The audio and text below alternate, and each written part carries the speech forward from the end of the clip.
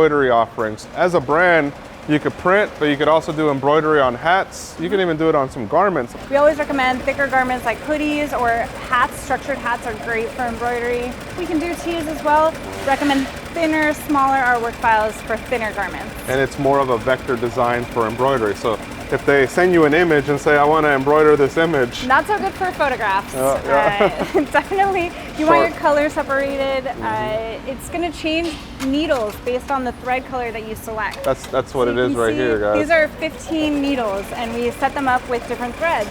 So that's kind of some of the limitations. You do need to separate your artwork for embroidery. You want to avoid small font. It's, again, there's thickness to it. We're creating the art with the needle and the thread.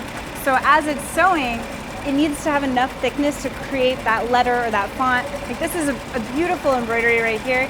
You can see that the letters are about 1 inch tall.